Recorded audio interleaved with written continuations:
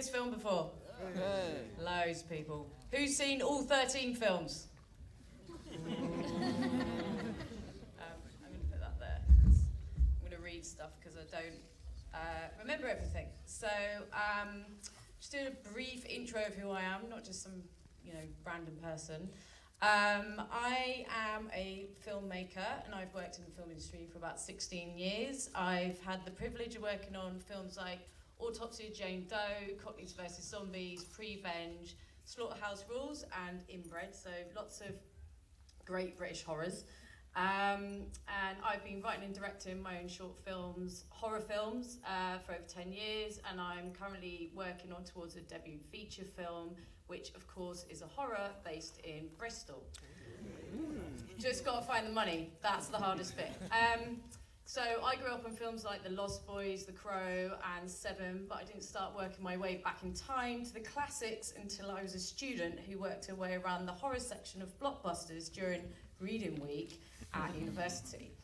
I'll be honest and say that I don't actually remember the first time I saw John Carpenter and Deborah Hill's Halloween.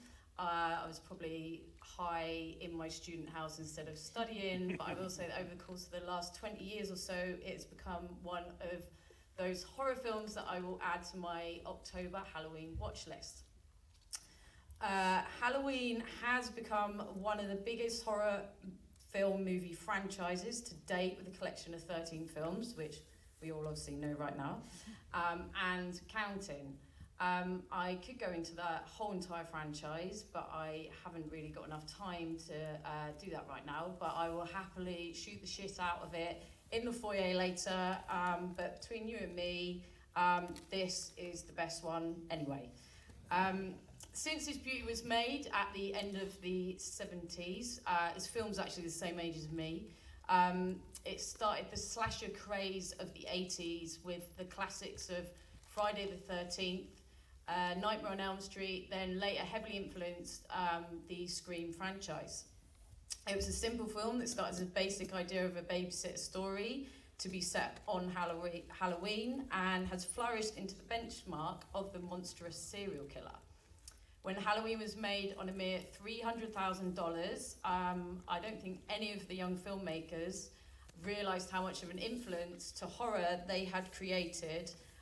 They really had created a monster, and not just the monster of the shape, who we know as the pure evil, soulless killer of Michael Myers, who incidentally was named after a London Film Festival organiser who had accepted Carpenter's Assault on Precinct 13 into the festival the year before. Precinct 13 being the film where Carpenter had met Deborah Hill. Without Deborah Hill, there would be no Halloween, and vice versa. The pair continued to work together up until the mid-80s on films like The Fog and Escape from New York. They soon split up and went their separate ways, and Hill then went on to work for Disney and produce films like Big Top Pee-wee and The Fisher King, as well as some 1950s style rebel films.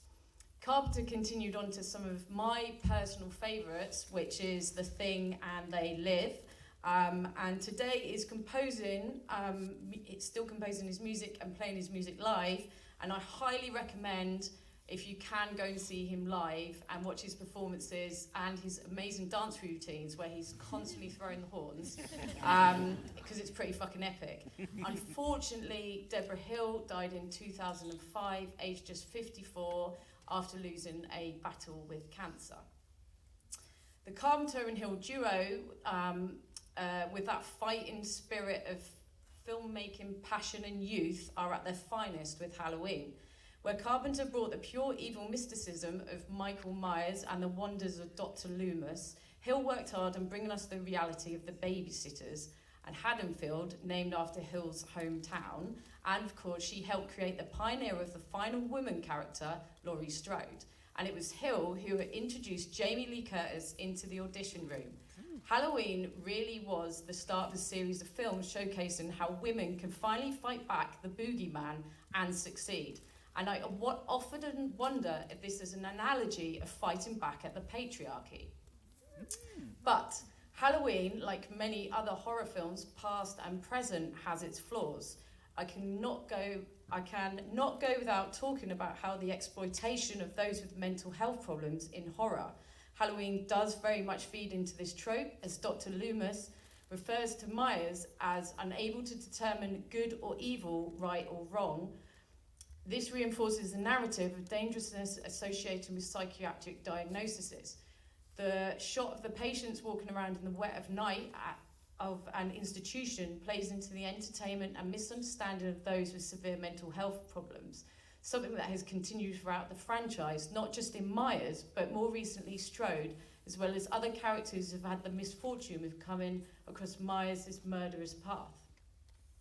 On a technical level, Halloween was shot in only 20 days in California. It was made with a team of dedicated filmmakers, pals, with a whole load of determination and drive that lacks from a lot of filmmaking today.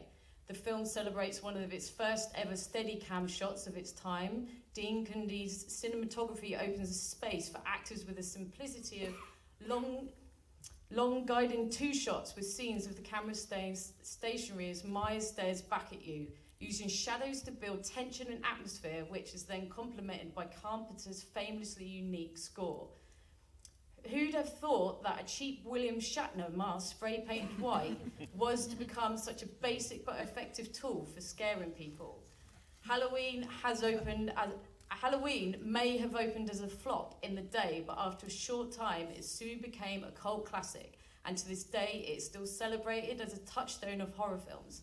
What an achievement as filmmakers that is.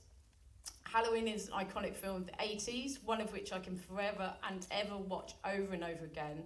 And tonight I'm like super fucking excited to see it on a massive screen, because I've never seen it on a big screen before. So I want to say thanks to Forbidden Worlds and everyone that's organised this, and all of you here to make it happen, basically. So sit back, make sure you turn your fucking phones off, and enjoy the film.